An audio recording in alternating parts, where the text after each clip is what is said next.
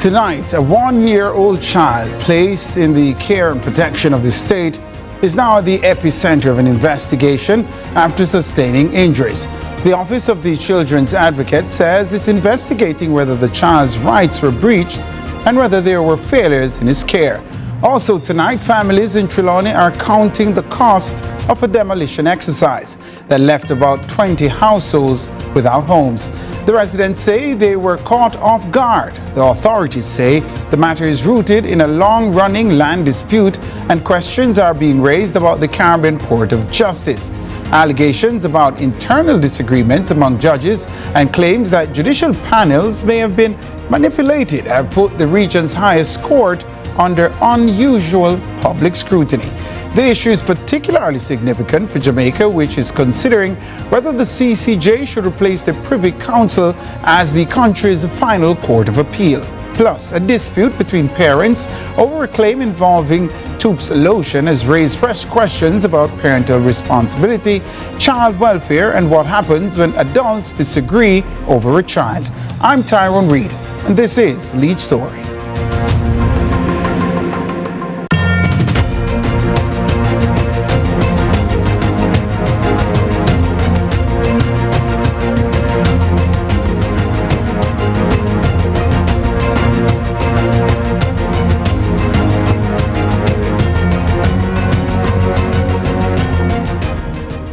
Thanks for staying with us. A child, one-year-old child who was supposed to be under the protection of the state is now the subject of an investigation after reportedly sustaining injuries while in the care of the state.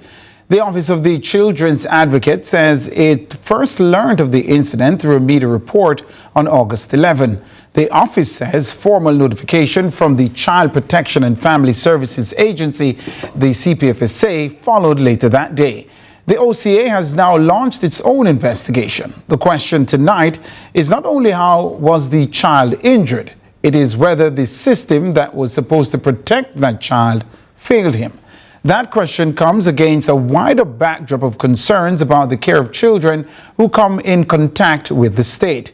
Joining me now is the country's children's advocate, Diane Gordon Harrison. Top of the afternoon, evening to you, Ms. Harrison. Good evening to you, Mr. Reed, and to your listeners. It's good to be with you and viewers as well. Indeed. Good evening. It's been a minute and it's great to be interviewing you again. Could you walk us through, Madam Children's Advocate, what transpired in this situation that led your office to issue the release it did today? All right. So first of all, whenever any child is the subject of what could be inappropriate contact and harm, it becomes the Office of the Children's Advocate's concern. And so when we learned of this matter yesterday, and that it really was something that concerned a child of extremely tender years, the child is a one-year-old infant, we became very concerned about the circumstances that would have led to the injury sustained, and also the care system in general that could have possibly had this child facing this kind of harm whilst in the care of the state. And so the series of events that certainly highlighted the matter for our attention made it very clear, given our statutory mandate, that we had to see if there were any rights that were violated, and certainly, what were the particular circumstances and who were the particular persons that may have been involved in the care of the child at the material time. And so these are all answers that we're trying to get to the bottom of through the formal investigations that we have launched. And the team spent the better part of today in the field gathering information, and that process continues. Absolutely, and we want to respect that process, Madam Children's Advocate. But you did highlight in your media statement today that at about in the afternoon yesterday, you did in fact receive a statement, an email from the Child Protection and Family Services Agency, the CPFSA. Were any details provided therein?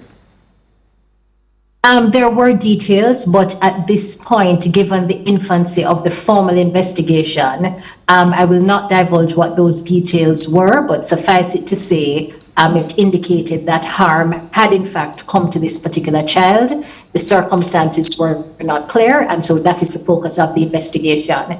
It's very important as well to highlight for the viewers that when a report comes in the medium, through the medium that it did, which is, yes, under the broader auspices of the Child Protection and Family Services Agency, but more particularly through their arm, the National Children's Registry, all of those reports are considered confidential, and the details are really only revealed on a need-to-know basis for the players who are actively engaged in the investigative process. We get there are protocols that must be observed, Madam Children's Advocate. Could you remind our viewers what those protocols are when a child is injured while in the custody of the state? And could you say whether or not those protocols were followed in this immediate instance?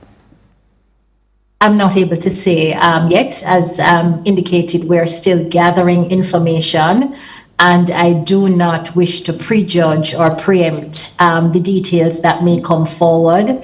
It's still, it has been a full day, yes, of gathering, but we have not had a chance to even properly assess the information that we have gleaned thus far. And what is also very clear to me, and I gave further instructions to the team just this afternoon, is that given some of what we did receive today, there are other institutions that now need to be visited and other records that need to be reviewed. So I do not wish to prejudge or preempt, any specifics in terms of protocols that may or may not have been breached, because I think that would thwart the efficacy, if you will, and the fairness of the investigative process. And I would not wish to compromise that. And we do not hope for you to do that either. But might I ask you a more basic question then? Has your office been able to establish on what date the child was injured? Yes, it was certainly not yesterday. Based on our investigation, and it was perhaps just approximately, I would say, a week ago. Okay, and with regards to the protocols that we've been discussing that you are trying to abide by, do those protocols say how soon after such an incident takes place in which a child is injured should a report be made to your office? Well, it's very interesting you asked that question, because I will take it even broader and again away from the particular case in terms of the specifics. But an examination of the Child Care and Protection Act itself says very clearly that so soon as is reasonably practicable, a report shall be made so that the child can get whatever assistance is required, or the investigations can flow. So it really, I think, signals the emphasis that there really should not be any delay unless that delay is caused by something that is almost an insurmountable hurdle. And of course, and that really attaches to all persons in Jamaica. So there is, of course, a higher bar and an even greater onus when the child is in the care of the state, because the state is the entity that creates the laws, is the entity that is supposed to be upholding the framework. And so if it is that for John Public, there is that promptitude that matters must be attended upon with, that promptitude becomes even that much more significant if it's at the hands of the state. And again, so that's as far as I have to go. And again, just for the benefit of our public, the public that we both serve, Madam Children's Advocate, you did say the child was injured more than a week ago. And the Child Care and Protection Act requires that as soon as is practicable that this report must be made. Now, you just got an email about this yesterday. Based on what you've been able to gather so far, did the CPFSA abide by what the law requires? I'm not in a position to say that at this stage.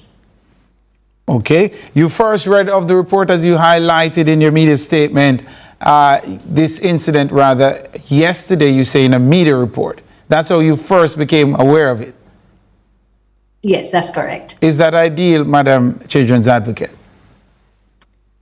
I don't think it is ideal. No, it's not. But to say that we're attaching liability and responsibility to any named entity at this stage would be premature, because there are many layers within the framework in terms of, particular children and how that care structure is designed. And so I can't say definitively that there's liability that should attach there. It's too early in the day to say that. Could your office say by when you'd be in a position to properly inform the nation as to what took place in relation to this child? As soon as we have all the information and we're able to assimilate and assess it, which, as you may appreciate, in investigations of this nature, we try to move with alacrity, but of course, you can only assess the information once you have it. And sometimes when you assess, you still need to get additional. So for me to say it will be tomorrow or Friday would be a little bit ingenious, and so I will not hazard a guess and put a day limit on it. But I just want to assure both you, Mr. Reed, and your viewers that we are taking the matter quite seriously, and we are doing a thorough investigation to ensure that no stone is left unturned. And we'll definitely remain in touch with you on that one, Madam DPP. But before we have to let you go, what's the state of affairs in relation to incidents of this nature? Madam Children's Advocate, pardon me. I was listening very carefully. I've given another constitutional office, a constitutional office there. But what's the state of affairs, Madam Gordon Harrison, with regards to children being injured while in the care of the state? Have we seen an increase, a decrease this year over last year? What are we looking at as a country? So we have had instances, but I don't have the data to hand. So again, I'm afraid I'm not going to be very useful in saying, we have had an increase over the last quarter or year to year, because I don't have the data at the moment. All right, we have to leave it there. We want to thank the Children's Advocate, Dan Gordon Harrison, for taking the time to be with us on this issue. And we'll continue to be in touch with your office. Thank you so kindly. Thank you so much for having me. Take care. Indeed. All right, this is Lead Story. We'll take the break right here and come back with more.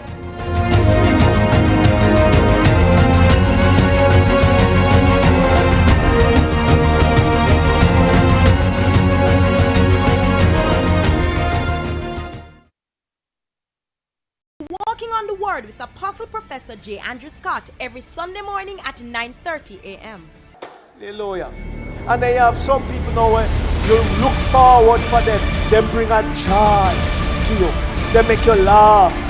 When you see them, they make you give you a good vibe. And them people that you want around you, man. Hallelujah. Hallelujah. Now follow me with your heavy self, man. Sure. You hear me down, sir? Hallelujah. Jamaica's unemployment rate has fallen to 3.3%, down from 13.2% in 2016. Our government's continued focus on job creation is delivering real results. We are building Jamaica. The Time by the Office of the Prime Minister is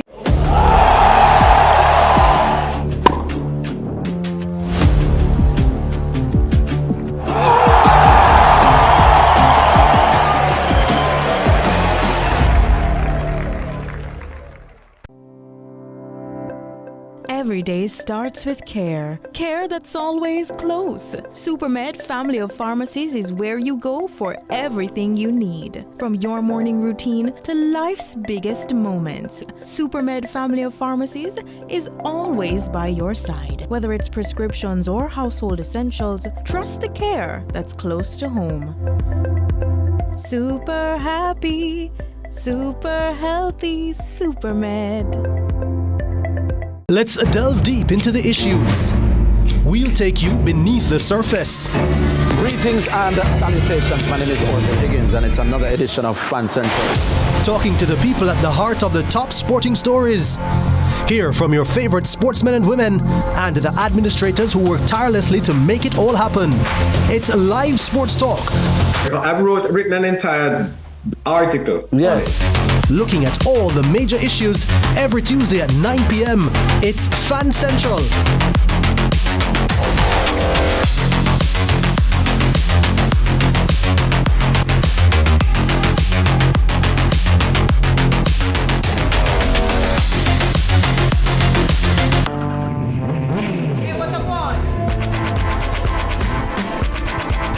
Hi, I am Candy Pang.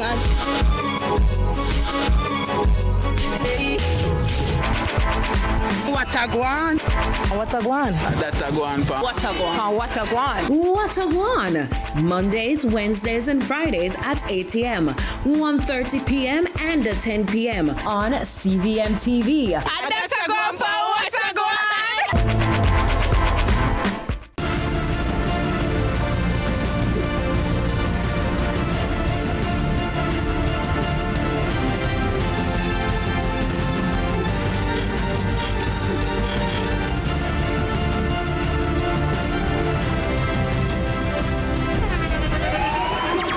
The internationally acclaimed On Stage with Winfred Williams. At a new time, Saturdays at 8 p.m. on CVM TV. So much more than entertainment.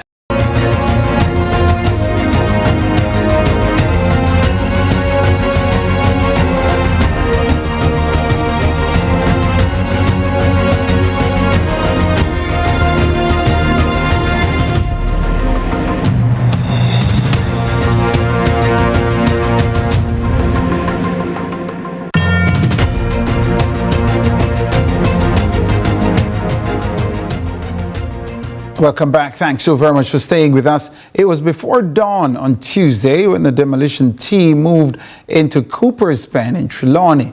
By the time the operation was over, about 20 housing units had been destroyed and roughly 20 families were left without homes. Residents told the Jamaica Observer newspaper that the demolition crew arrived shortly after 3:30 in the morning with excavators and other equipment accompanied by the police. The residents say they had no prior warning of the demolition and had little time to save their belongings. They also say the land dispute has been before the courts since 2009. While some families say they've occupied the area for more than 3 decades, today the political question is whether the families were treated fairly and whether the state has a responsibility to ensure that people are not left without a place to go. There is also a longer history to this dispute. The new hotel development in the area has reportedly been giving the residents notice for years.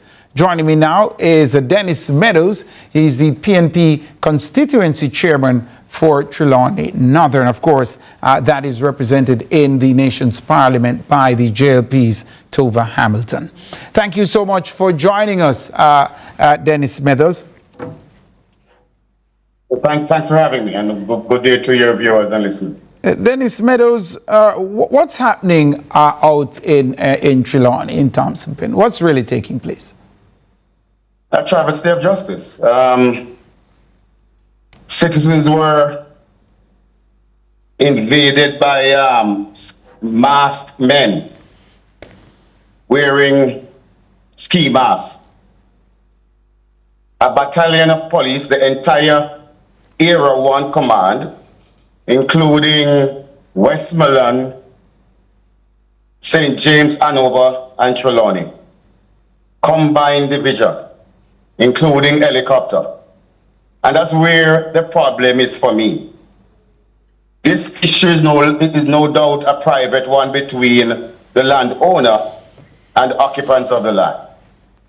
But the kind of state resources I saw deployed yesterday is cause for concern. This is a case where government showing anybody off in the land. Let's get that very clear.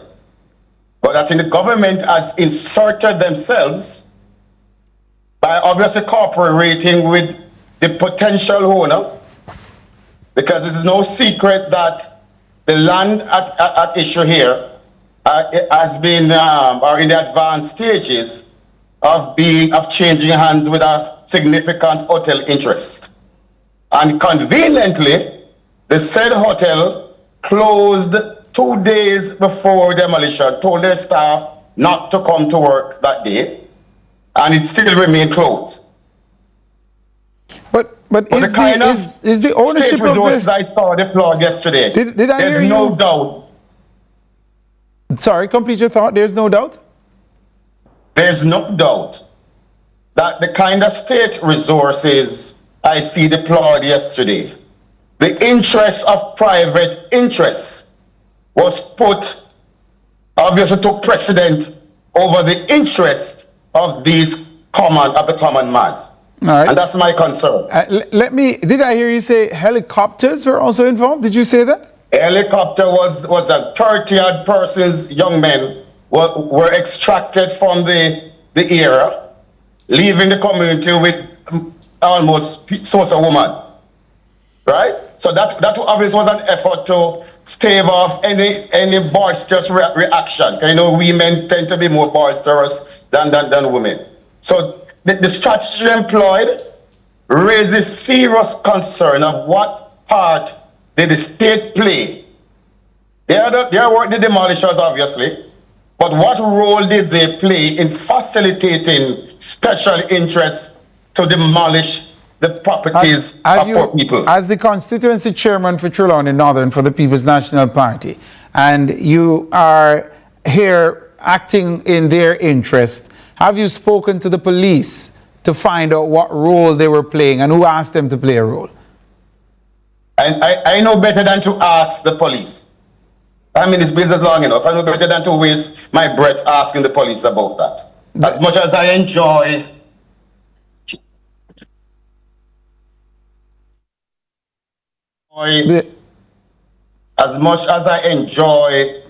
tremendous goodwill with the police down here and with the Era 1 command, I know better than to really. You don't ask unreasonable requests of your friends. No, so what would make that unreasonable? Because I'm in this business long to know that I don't expect the police to go and tell me that, oh, this was the case. I'm not naive. No, but if the police are involved and they're asked under what circumstances did you become involved in what is being described as a pre-dawn demolition exercise, that's a reasonable question for someone seeking to hold public office to ask of the police. And as I said today, when it comes to conviction, down to evictions, the police usually play a kind of security role, minimal role, since observed from a security standpoint. Yesterday, I've never seen in all my public life and interacting with the state the kind of resources I saw employed. I am not going to ask the superintendent of the parish or the Era 1 commander what level they were present. No, but Dennis Meadows, I have to stop you there, Dennis Meadows. And the level of which they were present, it was obvious that they were engaged significantly. Dennis Meadows, but this is why my question becomes even more pronounced. You are saying to us here, and you're saying to Jamaica, that it's the first time you've ever seen police involved at this level. That should be the catalyst for you asking the police, why were they so involved? As I said to you, people preserve their interests and preserve themselves. I have said to you, I'm not going to ask unreasonable requests of my friends, and I stop it there. All right. I know this thing works. I don't expect I don't expect a commander to tell me that the Minister of National Security or the National or the Commissioner said, listen, mobilize all resources and go down there. I don't expect them to tell me that. Let's not be a sticking point, quite frankly. All right, so let's move on to my next question, Dennis Meadows. So based on reporting I've heard on this particular issue, that the court had so ordered that those who were on this private property should remove, and that the court ruled in favor of the owners. I heard from the sitting member of parliament that she saw the court document that was secured and that it wasn't a demolition order. Based on your understanding of what is taking place here legally, what is your understanding of it? Because I've been trying to get some additional information on this, and based on reporting elsewhere, it's saying even after the court ruled, a former PNP administration sought to have the residents remain on the property, and the court ruled against that application. What do you know of the history of this matter? The history back in 2009, when I was politically elsewhere, I sought to assist the very residents during that whole court battle. Eventually, government changed hands, and steps were taken by the PNP administration to buy the land from Chisholm, who is now deceased. Steps were taken. So the point I'm making is, even with a court order, no new notices were sent out, and that's a concern. The people say, listen, if we had gotten some current notice, because don't tell me you give a notice in 2010 or 2015. Notice don't have life in perpetual life. There's a timeline to any notice. So if you're going to act, common sense or legally, I believe, you should at least issue fresh notices. The people have probably taken steps to kind of prepare and seek to preserve their things and seek alternative measures. I heard but you. None was given. Secondly, let me just make this point. The bailiffs don't operate willy-nilly. You know, the law speaks to when bailiff can operate. Bailiff can't come in the eve of the morning or after 6 o'clock and harass you and demolish your thing there. And simply law protects its citizens so that you can enjoy your home. So if a man who courts and bailiff looking for him or her, they are sure that they can go to them home after 6 o'clock. A bailiff under law can't go there or work on weekends. We have more questions. The legal aspects are debatable. What concerns me, I believe that the precedents are already set. When the Clifton residents were demolished a few years ago, they were compensated. And I'm suggesting that in this case, in the interim, these victims, the homes demolished, should be given some compensation to at least provide some relief for them. After the court ruled that they should have removed from the property, though, Dennis Meadows, is that reasonable?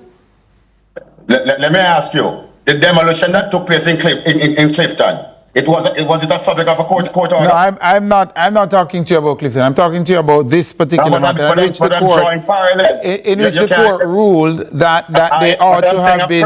Let me get the question out. Let me get the question out, Dennis Meadows. Dennis Meadows, you have to allow me to get the question out. Now, why should the residents be compensated when they were told to remove from the property many years ago. Oh, we're coming back with Dennis. All right, I'm told I can't come back with you. Hold the response, Sir Dennis, until after the break. We'll take the break right here and come back with more.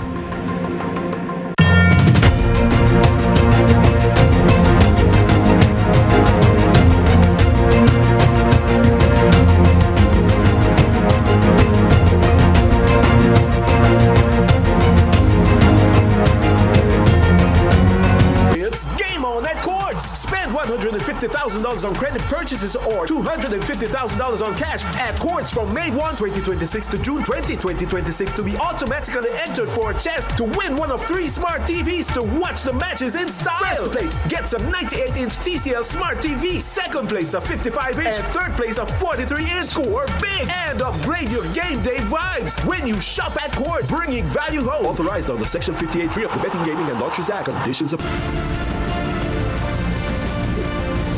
One love every time, peace and love in the place. Jamaica want love every time. And that if you say, and that if you do, and that the life if you live. One love Jamaica. Peace. The time brought to you by the Ministry of National Security and Peace is...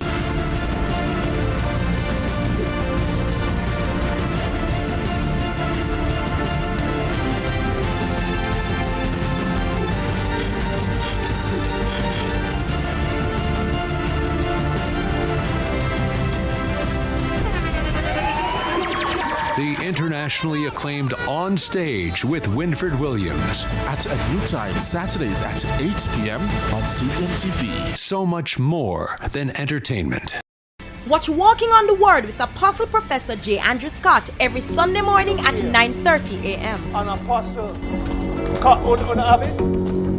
cause 3 contracts to be released to you. So as of tonight, the realm of the supernatural is active and activated to cause 3 contracts. Pow! Pow! Pow! In Jesus' name.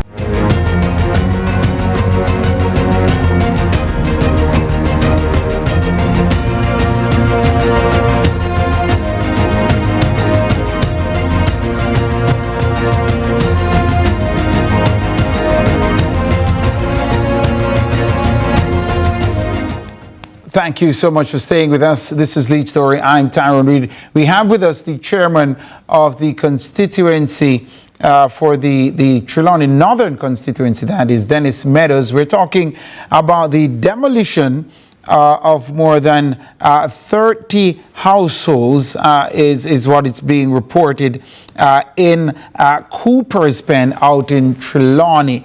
Of course, Dennis Meadows has been responding to our questions. He says he's never seen it like this before in terms of the resources deployed in what is being described as a pre-dawn operation. He says he heard that helicopters, or at least a helicopter was involved in this pre-dawn demolition as it's being described. Dennis Meadows, thank you so much for coming on to Lead Story. By the way, is this Tyrone? Yes, sir. Tyrone?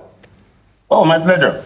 Indeed. All right. So, Dennis Meadows, I was asking you, on what grounds would the government need to compensate these individuals if the court has ruled in favor of the landowner, and this has happened over time, even with the intervention of successive administration, that would be in particular People's National Party administrations, to try to get the court to change its mind on this matter, and they haven't. They've ruled consistently in favor of the landowner. Why should the occupants who illegally occupied be compensated?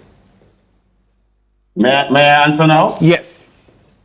The same grounds on which the government informed themselves in compensating the similar victims in the Clifton demolition. The same grounds. And I argue the point from a simple premise that a precedent has already been set. You can't deviate from that now. And I'm saying to create some goodwill, to provide some ease. It's not unreasonable. The same way you can rush with tents, you demolish my castle, and then come give me tents and pretending to be a savior. whole ground was their bed last night, and concrete was their pillow last evening. I went to one of those tents today, and I tell it's like a oven. Right? So the same way you can rush from OTPEM and provide relief, and I'm saying simply provide some financial relief to the unfortunate victims of Cooper Spend. All right. You made a remark while being interviewed yesterday. I'm not sure if it was in the heat of the moment, Dennis Meadows, about about how the government is making room for 10,000 rapists and so on. I think we might have that clip lined up. Do we, studio? Do we have that clip of Dennis Meadows? Let's have a listen, because I'd love to ask you a question about this, Dennis Meadows. Yes. And I said earlier, this against the background that we are giving homes to over 10,000 despicable human beings from the US, deported here. We're accepting them here, we're giving them home. Rapists, pedophiles. But Jamaicans have no home. Look at it. 3-day-old baby. Displaced under a bus stop. Is Jamaica giving homes to 10,000 despicable human beings, rapists, pedophiles? Is that a fact, Dennis Meadows? You know, you're a newsman, Tyrone, and I know you're very aware of the assertion and the comment made by no less a person than Marco Rubio. Look it up. Those aren't my words. He said, and I paraphrase him, we are getting rid, under the Third Country National Program, we're getting rid of these despicable human beings, rapists, murderers, pedophiles. Those are kind of those are not my words. I'm sure you're aware of that video. I am aware of the video, and because I'm aware of the video, Dennis Meadows, I can tell you that the Secretary of State didn't say 10,000. So where did you get your number from? That man, that man, the Secretary of State didn't say that's a sidebar. It was reported, and I'll find it. If I had enough time, I will Google it right now. 10,225 every 2 weeks. That was what reported. 10,000 under the Third Country National Arrangement. 10,000 coming to Jamaica, 25 every 2 weeks. That was what reported. They did say 25 every 2 weeks, and it wouldn't go beyond, and I'm just quoting what the National Security Minister said, it wouldn't go beyond, if there are 10 of them remaining in the country at any time, the government will not be receiving any additional flights if 10 of them are here. But your assertion is that 10,000 homes are going to be provided to 10,000 despicable human beings. Now, the government has said they are not accepting any criminals. No one with criminal antecedents will be accepted. Do you have evidence to the contrary, Mr. Meadows? As I said, it was reported, and let me just say this again. The Minister of National Security, I know very well. I regard him as a good friend. But on this issue, he has a number of times made conflicting statements on this issue. We were told in the first instance, no problem, man, this is the regular deportee we receive on a monthly basis. Then it moves from there, skilled workers. Then it moves from there. You can't ask me to rely. So what are you relying on then? Where's the evidence to the contrary that you have? Information, and Tyrone, I know very well that you know better. You're a newsman. You're a news junkie. You should know this. So let's not go around the issue and try to pretty it up. No, actually, I don't know anything that you are telling me that I know. I'm going based off what I know, which is why I'm asking you these questions. So I'm giving you a chance. Do you want to withdraw, amend that statement? I have no desire to withdraw or amend. And you think it's factual? As you've stated it, Mr. Meadows, you think it's factual that Jamaica is going to be giving homes to 10,000 despicable human beings. You're standing by that?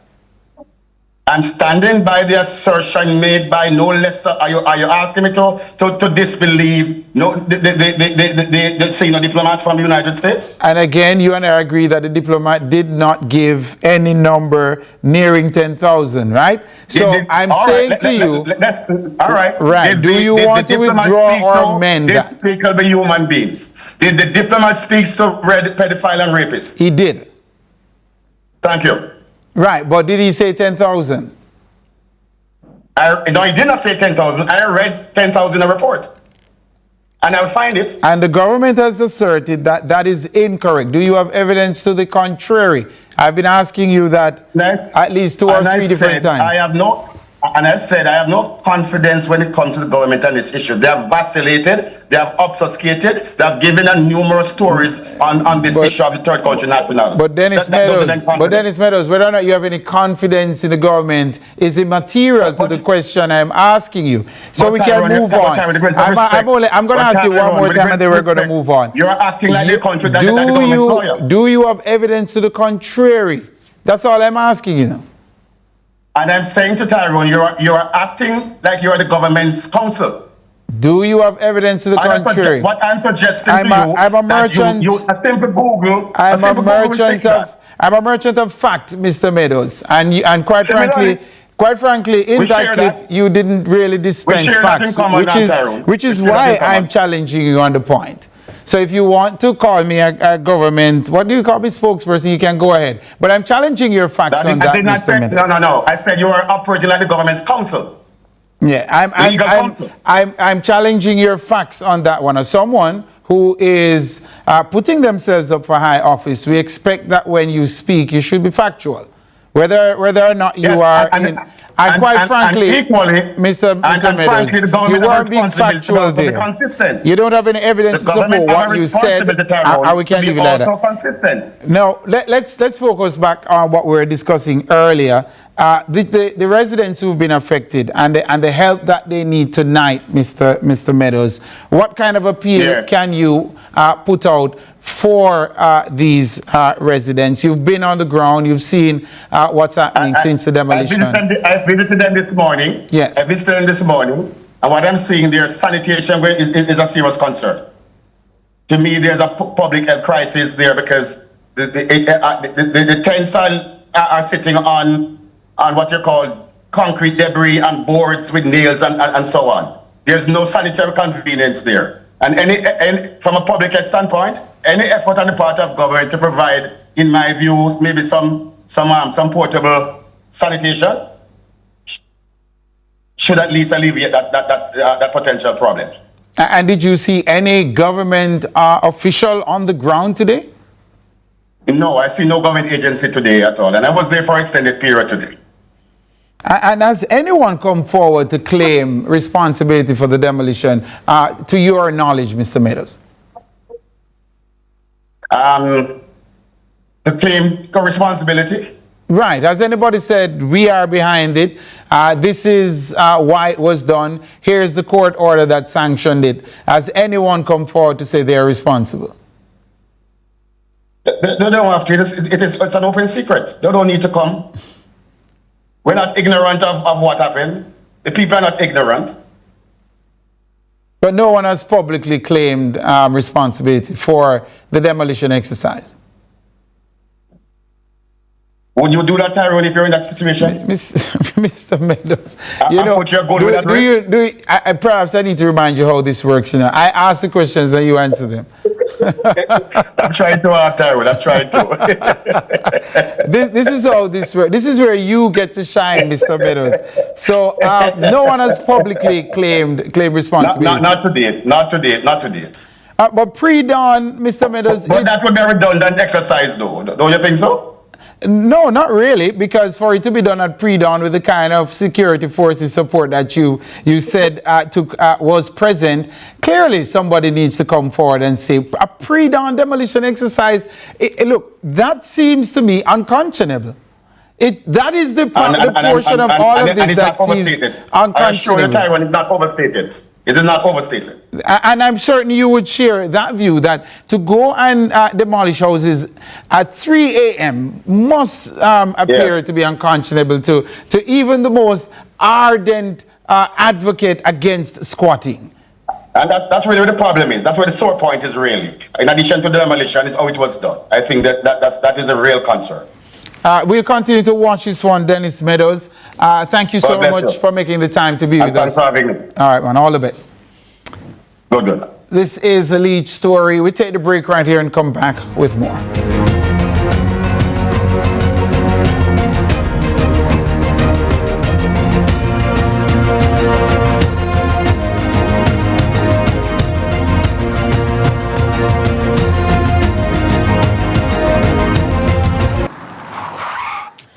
Imagine if I wasn't wearing a seatbelt.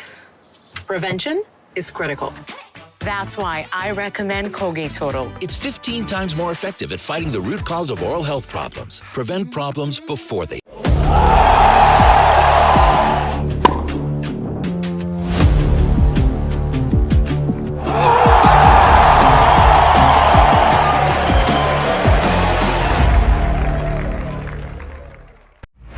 Me and the style is no scam and our style me. From the market to the farm to the office, money talk is everywhere. But are you making sense or nonsense? The Bank of Jamaica brings you common sense with BOJ. Real stories, real laughs, and real lessons to help you protect, grow, and manage your money. Mattress savings. At least my mattress. You charge me to sleep on it. Partner plan. Remember last year we needed our payouts early? But Miss Pam gave it to her cousin first. Or a sketchy loan flyer. Electrifying deals. See why making the right financial choices is pure common sense. Brought to you by Bank of Jamaica, empowering everyday Jamaicans one episode at a time. Grandpa, it's 2026. You can't keep hiding all your money in every single pocket forever.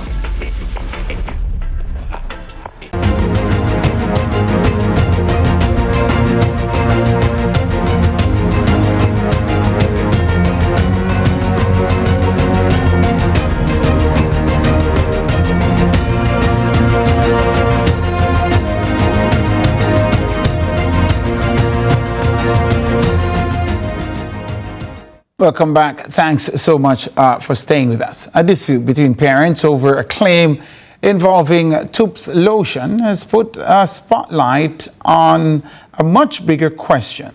When parents disagree about a child, where does the child's best interest begin and where do the adults' personal conflicts end?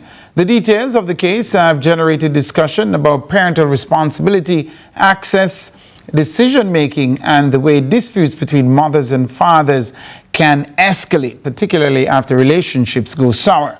For fathers' rights advocates, the issue is also about whether fathers are given a fair opportunity to participate in their children's lives. But there is an equally important principle. Parental rights are not supposed to exist in isolation.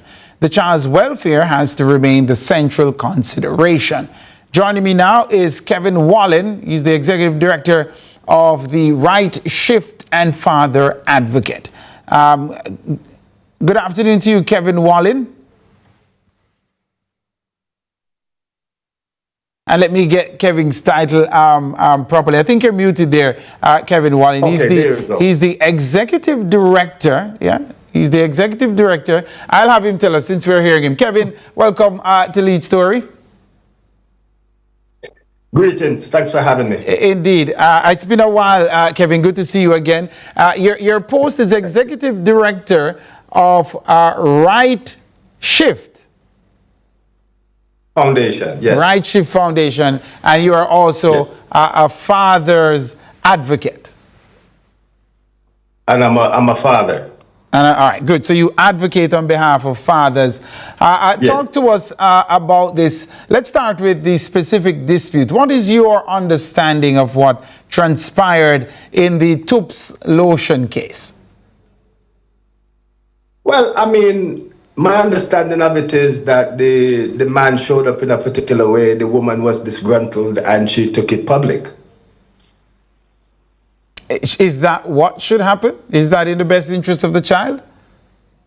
No, well, I tell you what, I used to say to my partner when we were going through a rough patch, I used to say to her that whatever it is that you say to Kija, whatever it is that you say to our son, he's going to grow up, he's going to become a man, and he's going to realize truth from falsehood for himself. And when that happens, you're going to have a moment with him that you're going to not like, because he's going to, there's going to be a moment when he realizes that you lied to him. And there's going to be a moment when he also realized that that lie may have kept him and his dad from having the kind of relationship that they could have had. And that's the case in a lot of situations. And so my vibration is that not that men are not doing wrong, or not that they're not showing up the way that they ought to in many cases. But what it is that we don't understand is that when a child looks at their fathers, whether it be a male child or female child, when they look at their dad, they see Superman. They see a God. They see everything.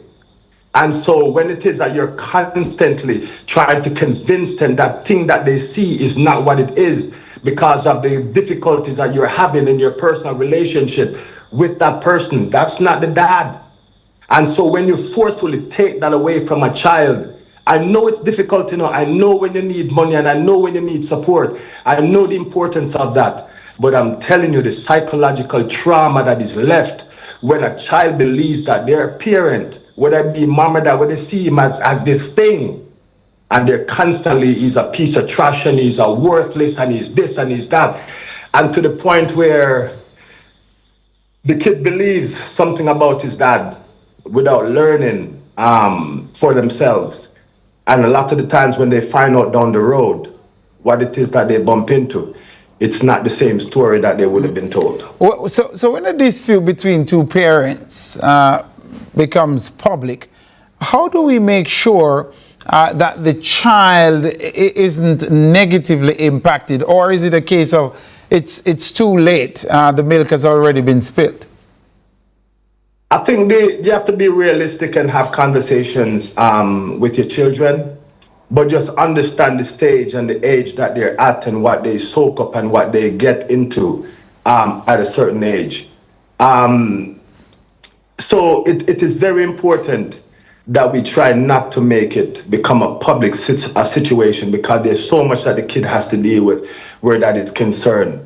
There's embarrassment with going back to school. There's the neighborhood with your children, your childhood friends. There's all kind of different things that will play on that child's developing, properly. There's a growing concern, Kevin, or a growing conversation rather in Jamaica about fathers feeling that they're sometimes sidelined from their children's lives. And we're talking specifically about those fathers who are trying to participate. How common is that problem in your experience? Oh, it is extremely common.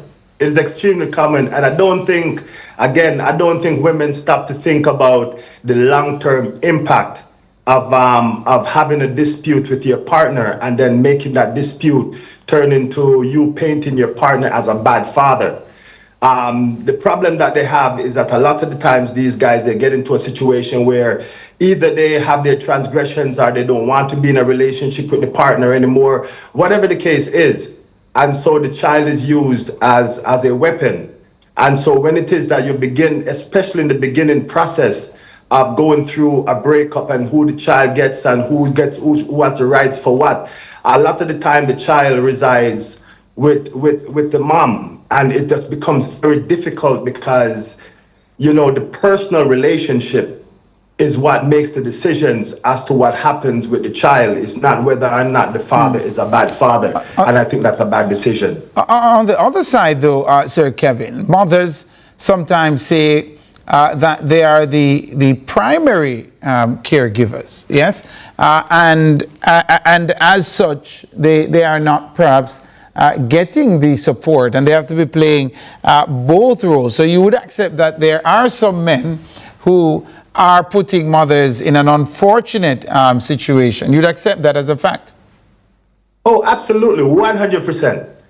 100%. There's a ton of men out there that are not doing what it is that they should be doing. And what it is that I'm saying, for every situation that you bring up, I would want you to bring them up individually, because you have a lot of men that are also trying to do the right thing. However, because the personal relationship, because the personal communication between the man and the woman becomes a thing, you know, that takes dominance. And so both parents oftentimes take their eye off the child. And so I'm not, you know, women have to carry this thing. There's no two ways about it. But what I'm saying is that in my understanding, there's a lot of men that were good fathers before the relationship went sour, and they never stopped being good fathers. They stopped being good partners, but they never stopped being good fathers. I have less than a minute, and I want to put this final one to you. When there is a disagreement over something as basic as what a child should use, eat, or be exposed to, when does that become a legal issue rather than simply a parenting or parental disagreement? It becomes a legal issue when the parents are not getting along. I think that's really what it comes down to, you know, is that what we have to understand as parents is that it's in our best interest to ensure that we get along so that our children can be productive. It's in my best interest to make sure that my ex, or whether my partner, whatever the case is, that she's in a position where she can happily take care of our children. And so we have to have an understanding. We need to be in some kind of a working understanding where things have to be cordial for the sake of the child. Yes. Look, I think what's going on right now, the problems that we're seeing in our society is that the adults are not being adults. The adults are behaving like children. And we need to sit down and figure out how it is that we raise our children and stop. Yes. Absolutely. The adults are behaving like children. It's a good point on which to end it. Kevin Wallen, thank you so much for taking the time to being here on Lead Story with us. Thank you. All right. That's where we have to leave it tonight. On behalf of the members of the production team, I'm Tyra Reid saying good evening. Up next at the top of the hour, the best news in the country, CVM News.